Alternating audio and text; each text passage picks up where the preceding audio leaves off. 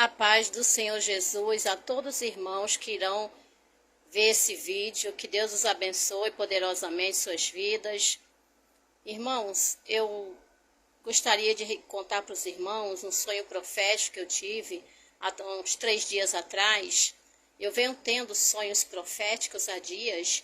Eu senti desejo no meu coração de falar para os irmãos, né? Porque Deus, ele fala conosco de várias formas. Deus, ele fala conosco através dos sonhos, né? Deus fala com os seus servos. E por não ser um sonho normal, um sonho comum, eu achei que eu deveria falar para os irmãos. E espero que vocês reflitam bem. E eu sei que muitos irmãos falam assim, lá vem mais um contando sonhos, mas isso é bíblico. A Bíblia fala que no fim dos tempos, o Deus, ele daria sonhos e revelações, visões aos idosos, às crianças, aos seus servos, né, para nos alertar do que está por vir, do fim dos tempos. Isso é profético. Então vamos lá, irmãos. Eu sonhei, há 3 dias atrás, eu tive 2 sonhos, na verdade. Eu sonhei há 2 dias atrás, que eu estava na rua. Era um dia comum, observe que era um dia normal, um dia comum, ninguém estava esperando acontecer nada demais. Era um dia comum e de repente eu escutava a voz tipo assim, acabou o tempo, a hora chegou, não há mais tempo. E eu falava assim, acabou o quê? Que tempo?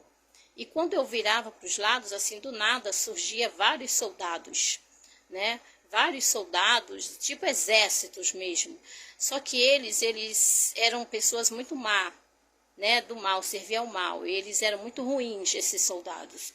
Então eles estavam ali para cumprir ordem do líder deles, né, que impôs uma ordem para que as pessoas, todo mundo tinha que obedecer aquilo que eles estavam, como é que se diz, impondo, né, à sociedade. Quem não aceitasse aquelas ordens iriam ser punidos. Então, eu vi perfeitamente o desespero das pessoas correndo. A princípio, eu também não entendi nada. Eu sabia que algo muito sério estava acontecendo, lógico, né? Então, eles começaram a torturar pessoas. Eu estava com 2 ou 3 moças, que eu também não me recordo, não lembro, não sei se eu as conheço, né? Ou se foi só no sonho. Eu sei que nós subimos tipo canos no alto, essas tubulações de ferro, de aço, né?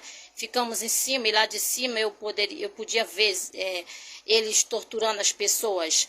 Então eu falei com as meninas que nós tínhamos que descer, porque nós éramos servos do Senhor e a gente estava se escondendo. A gente tinha que descer e falar com eles de frente, enfrentar eles e não se esconder. Então assim nós fizemos, descemos. E um grupo de soldados, né? Eles eram mesmo muito carrasco, muito perverso. Eles falou conosco assim, encosta ali. Aí nós encostamos assim numa parede.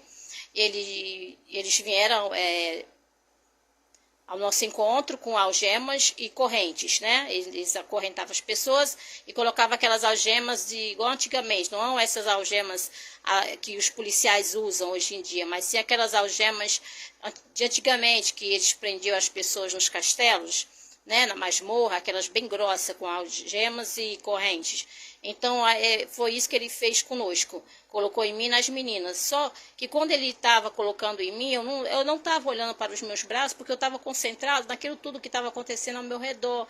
Eu estava preocupada mais com o sofrimento daquelas pessoas do que propriamente com as algemas que eles estavam colocando em mim. Então eu não olhei para os meus braços. Quando ele terminou de colocar a algema em mim, me acorrentar, que ele saiu, eu olhei para os meus braços, as algemas se abriram e as correntes caíram no chão. Aí eu falei para as meninas, olha, bom, a algema dele e a corrente deles não está funcionando comigo, então eu vou sair daqui. Aí eu saí, fui andando, passei no meio deles, parecia até que eles não estavam me vendo. Eu passei no meio de todos eles, e aquela tribulação toda. Tinha um rapaz, tinha um moço lá que estava debatendo com eles, brigando com eles, que não ia aceitar, que eles não iam impor isso, que ele não ia aceitar. E bateu de frente com eles. E eles falavam que quem não aceitasse aquela ordem, né, que era do líder superior deles, todo mundo tinha que aceitar, e iriam pagar com a própria vida. E esse rapaz, esse moço, que eu não conheço ele, eu nunca vi, ele falava que não tinha medo, que podia matar ele, mas que ele não ia baixar a cabeça e não ia aceitar aquela ordem imposta pelo anticristo, né?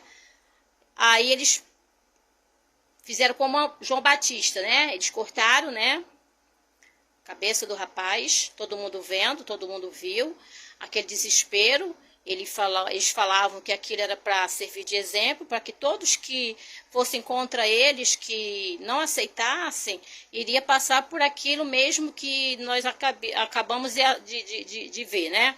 Eles cortaram do rapaz. Então ficou o corpo para um lado e a cabeça para o outro. E o pessoal desesperado, pessoas sofrendo, pessoas sendo torturadas. Era tipo um apocalipse, uma tribulação muito, muito grande mesmo. Então, eu saindo dali, Deus já me colocou dentro de um templo, de uma igreja, né? Eu já entrei dentro da igreja, tinha um pastor pregando no altar, estava no púlpito pregando, de terno, gravata.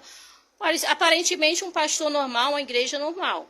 Eu entrei, fiquei do lado esquerdo do altar, a igreja estava super lotada e o pastor pregando, só que ele estava pregando invertido, ao contrário, contra a palavra de Deus. Ele não pregava a palavra do Senhor como realmente deve ser pregado, como deve ser ensinado. Ele pregava o oposto, né, da palavra de Deus. E as pessoas, todo mundo ali concordando com aquilo, a igreja lotada. E eu olhando aquela situação, eu não estava entendendo, eu falei, meu Deus, mas como assim? E aparentemente eles não estavam me vendo. Eu estava do lado esquerdo do altar, eles não estavam me vendo, porque ninguém olhou para mim, né? Aí o pastor falou que era normal a gente viver como quisesse viver, que não tínhamos que viver de acordo com Bíblia, regras de Bíblia, ensinamentos de 3 anos atrás, 1000 anos atrás, não sei quantos 1000 anos atrás. Aí ele falava que era normal um homem casar com outro homem, era normal uma mulher casar com outra mulher, o importante é ser feliz.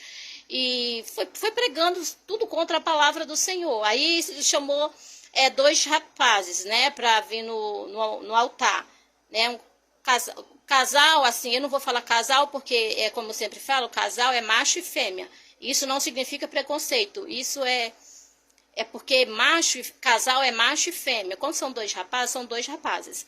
Aí veio 2 rapazes para o altar, esses 2 rapazes começaram a se beijar dentro da igreja, no altar. Começaram a se beijar, se acariciar, e o resto não precisa eu falar. E ele chamou mais 2 moças, né, que estavam sentadas na igreja, esse pastor chamava como exemplo para a igreja, né? Então aquilo servia como exemplo para a igreja, né? Ele estava pregando tudo ao contrário da palavra do Senhor. Então essas 2 moças subiram no altar do Senhor e ali começaram a se acariciar, se beijar, se tocar, e os irmãos entendem. E como se não bastasse, ele falou assim, não tem nada demais, eu mesmo sem ser casado, eu posso convidar qualquer irmã que esteja aí sentada no banco da igreja e vir até a mim e ter um contato comigo de carinho, de carícias, sem precisar casar, sem precisar eu ter um compromisso. E nisso levantava uma moça lá do banco da igreja, vinha até o pastor e começavam a se beijar no altar do Senhor. Aí eu pensava, meu Deus, aonde eu estou? Será que eu estou em Sodoma e Gomorra? Eu voltei nos tempos antigos, porque os tempos atuais, eu mesmo sabendo que isso está acontecendo, mas para mim foi muito forte ver aquela cena no altar da igreja. Eu não entendi o que Deus quis me passar. Talvez Deus queira dizer que as pessoas não estão respeitando mais o templo, a igreja, a casa do Senhor, estão se prostituindo, a prostituição, a mentira, o engano, já chegou dentro da igreja, né? A gente sabe que a igreja ela não é garantia de salvação, irmãos. A garantia de salvação é Jesus. Qualquer um entra na igreja. Ser de igreja não é garantia de salvação. A garantia de salvação é Jesus. Entrar na igreja até Satanás entra. Satanás entra nas igrejas todos os dias, né? Nós sabemos disso.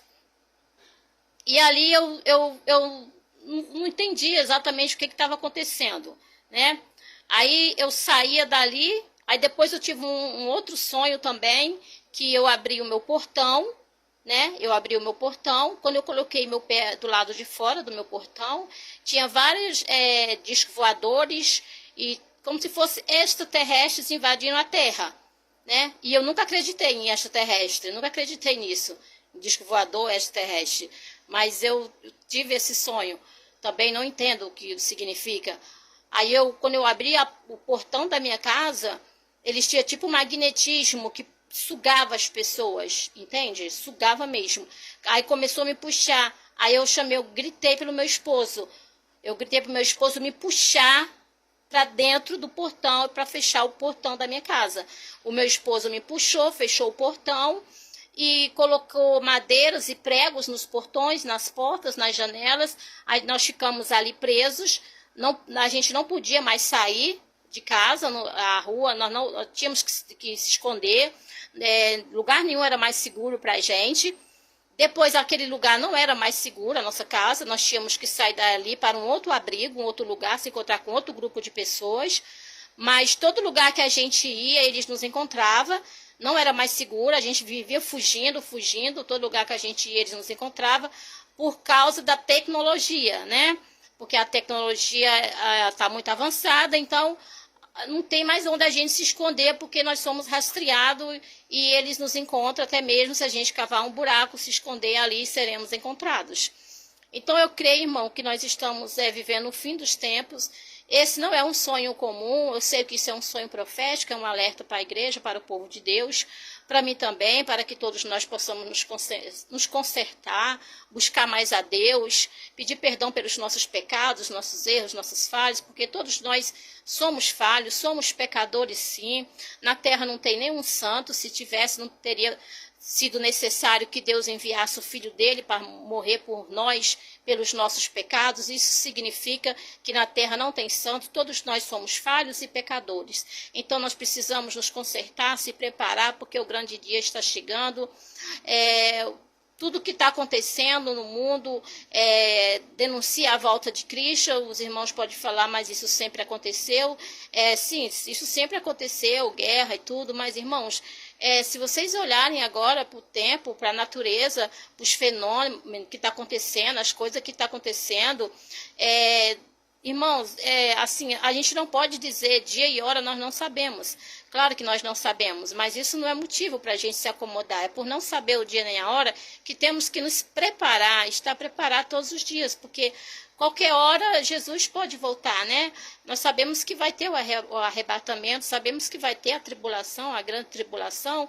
Não sei se a tribulação vai ser antes do arrebatamento ou depois, isso é indiferente, né? Sabemos que os tempos são maus, estamos no fim dos tempos. Esse sonho, se algum irmão que estiver assistindo esse vídeo souber interpretar, tiver interpretação, eu gostaria que escrevesse nos comentários o significado desse sonho, porque eu sei que Deus quis enviar uma mensagem para a igreja através desse meu sonho.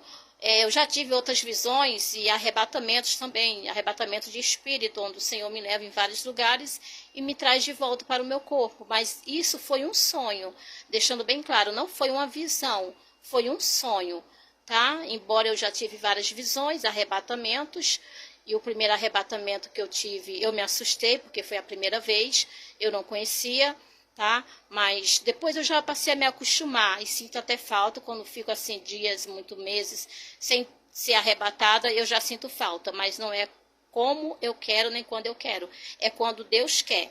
Eu sei que muitos irmãos falam, isso não existe, isso não acontece. Irmão, deixa eu te falar uma coisa, a gente nunca pode limitar Deus. Deus, o poder dele é ilimitado. Existe muitos mistérios do Senhor que não são revelados, né? Deus, ele revela os mistérios para aqueles que o buscam. Você revelaria os seus segredos para um estranho que você não tem intimidade, que você não convive, você não conhece, que não te procura, não conversa com você? Não, você não revelaria os seus mistérios, os seus segredos para um estranho. Imagina Deus, né? Então Deus, ele tem muito mistério, Deus é poderoso para fazer todas as coisas. Às vezes o simples fato da coisa da pessoa nunca ter passado por um tipo de experiência dessa, ela acha que por o fato dela nunca ter passado, que isso não acontece. Acontece sim, existe visões e existe arrebatamento sim, porque eu sou prova viva disso, tá? Eu já tive muitas experiências com o Senhor já me ressuscitou, tá?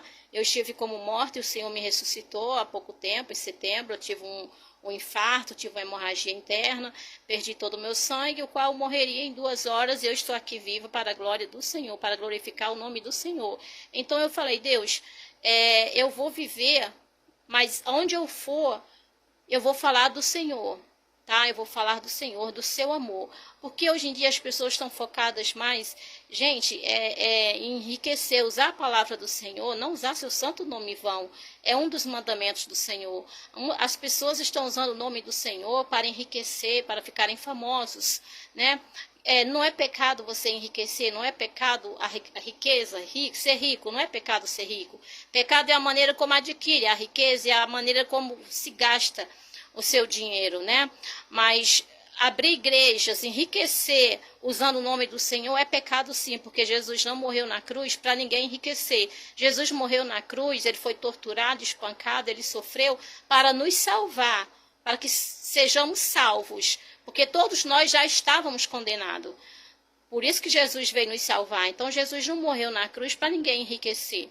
Então, um recado para os pastores, prega mais a salvação, prega mais Apocalipse, prega mais a volta do Senhor, porque Jesus está voltando, pregar o arrependimento, deixar um pouco a prosperidade, deixar um pouco, porque tudo vai ficar para trás. Claro que na terra nós precisamos, para viver, para morar, para se alimentar, nós precisamos sim do dinheiro, mas que isso não é primordial.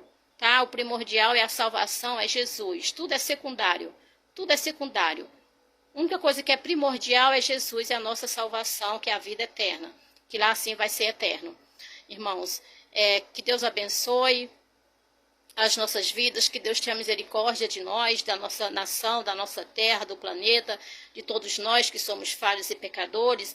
Eu peço perdão ao Senhor pelos meus pecados, porque eu reconheço, confesso que eu sou uma pecadora, eu sou falha, eu peco todo instante, eu preciso da misericórdia e compaixão do Senhor. Tenho tido muitas visões e revelações e sonhos proféticos, que aos pouquinhos eu vou falando aqui para os irmãos e vou colocar aqui no canal, para que vocês possam ouvir. Tá? Quem tem ouvido, ouça o que o Espírito diz às igrejas, tá? Fiquem todos na paz do Senhor Jesus, que Deus os abençoe grandemente. E todos nós iremos nos encontrar na cidade celestial, em nome de Jesus. Amém.